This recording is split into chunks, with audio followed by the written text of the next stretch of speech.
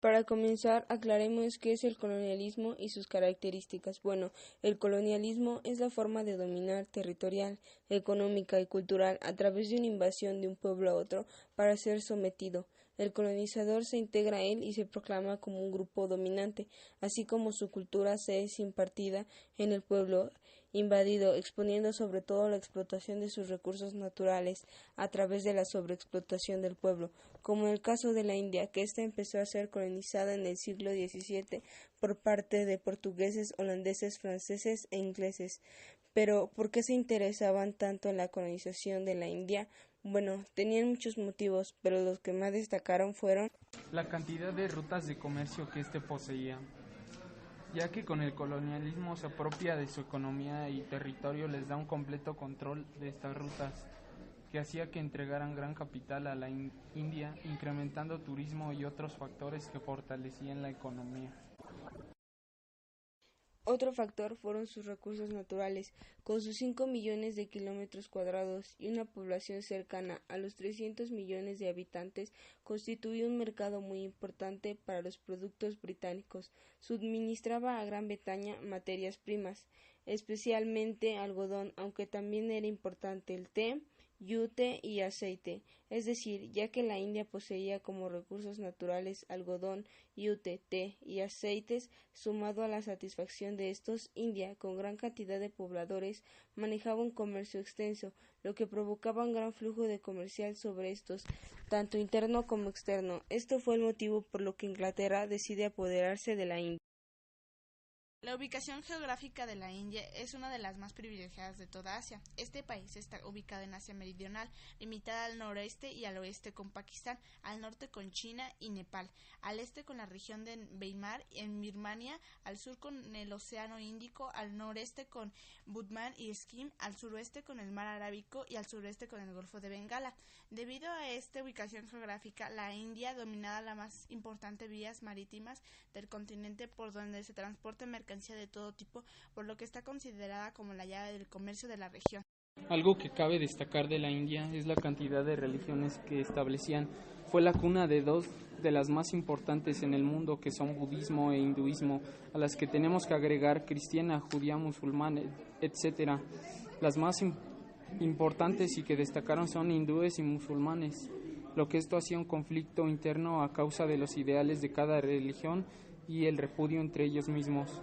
En 1687 la Compañía de las Indias Orientales Británicas se instaló en Bombay y durante todo el siglo XVIII su ejército particular libró la guerra contra los franceses, a quienes derrotó en 1784. A partir de 1798 las tropas de la compañía, comandadas por Richard Wellesley, comprendieron la conquista metódica del territorio. En 1857, a partir de la represión de los cipayos, soldados indios bajo el mando de potencias europeas, rebelión armada de hindúes contra el poder británico, que fue en contra de la Compañía Británica de las Indias Occidentales, que tenía el monopolio del comercio de las Indias, lo que consiguió la derrota de los cipayos, y de esta manera India pasa a ser una colonia británica. La India, entonces una colonia británica, fue designada en 1877 a la reina Victoria, que es proclamada su emperatriz.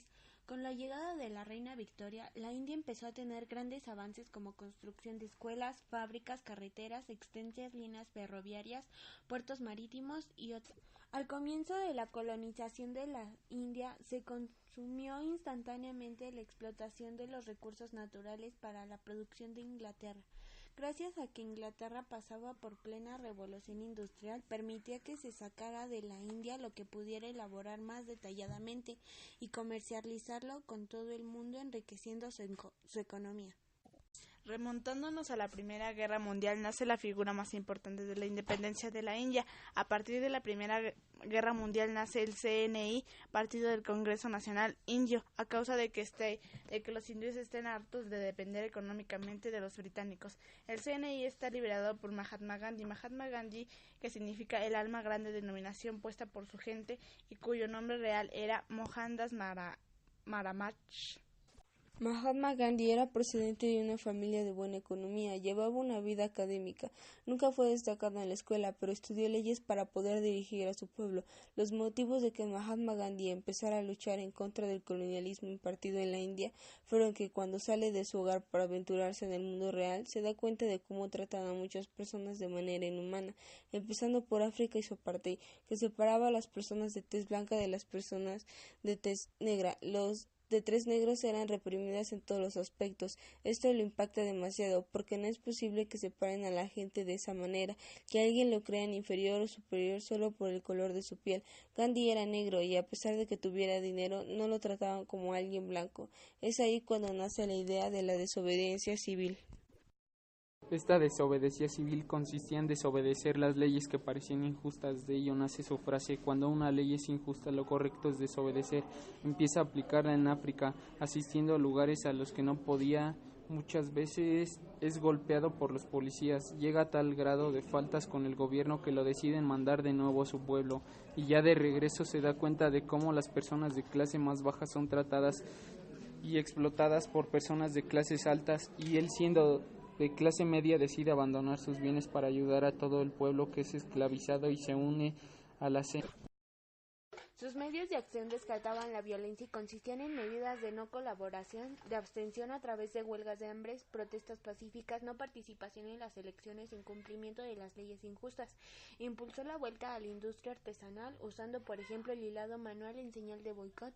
Las industrias británicas, a las que se acusaba de la ruina económica de la En 1930, Gandhi impulsó la abstención del pago de impuestos, sobre todo el que recaía sobre la sal, realizado con sus seguidores una caminata que los llevó hasta el mar de Omán, donde fabricaron sal evaporada, el agua marina. Esto le costó la pérdida de su libertad, que recuperó en 1931, aunque la prisión por desobediencia y agitación popular ya era una constante en su vida. En la Segunda Guerra Mundial, India ayudó a los ingleses con la promesa de obtener su independencia, con la condición de que se resolvieran las diferencias entre hindúes y musulmanes. Al dictarse la Constitución de 1935, el Estado se dividió entre la Unión India y Pakistán, integrada respectivamente por hindúes y musulmanes. Esta división fue rechazada por Gandhi. El primer ministro Churchill se había opuesto a la independencia de la India en 1942, encarceló a muchos líderes del Partido del Congreso, pero aún así en 1947 se acordó el retiro de los ingleses del territorio hindú en una reunión celebrada entre el virrey de la India, Lord Mountbatten, representando al gobierno inglés, referente a la Liga Musulmana Ali Jinnah, por el Partido del Congreso Mahatma Gandhi y Jawaharlal Nehru. El 15 de agosto de 1947 se estableció formalmente la Unión India, gobernada por Nehru como primer ministro, pero en 1948 Mahatma Gandhi murió asesinado por un fanático Vinayak Natur Godse, y en 1949 por una nueva constitución. La India se convirtió en una república federal integrada del Commonwealth. En 1951 se lanzó el primer plan quinquenal y la reforma agraria. La guerra por Cachemira enfrentó a la India con Pakistán entre 1947 y 1949, y en 1971 la India invadió Pakistán, formándose el estado de Bangladesh. Bangladesh es la parte oriental de la región denominada Bengala, que la división realizada en el territorio hindú le corresponde a Pakistán, que no reconoció los derechos a la población originaria, sometiéndolos a las situaciones injustas que originaron movimientos de liberación reprimidos cruelmente. La India contribuyó a su liberación, que se produjo el 16 de diciembre de 1971. La situación actual de la India, economía.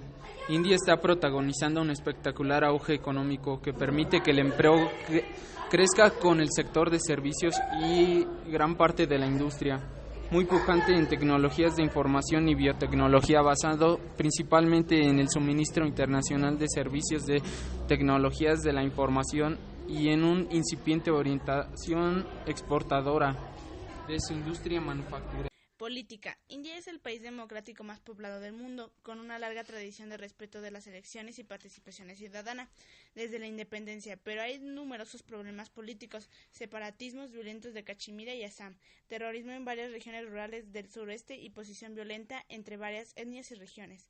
El ultranacionalismo indio de inspiración religiosa batmánica está creciendo como reacción al auge de China y la presión religiosa de los musulmanes más integrados. 28. India ha de esforzarse más por integrar a la mujer, pues hay una gran brecha entre géneros. Por ejemplo, por cada millón varones menores de 6 años hay solo 915 niñas, pues muchos matrimonios prefieren abortar antes de partir a una hembra. La violencia contra las mujeres está más extendida en una sociedad práctica que sacrifica a muchas recién nacidas y no se preocupa lo suficiente por los numerosos casos de violaciones y abusos sexuales.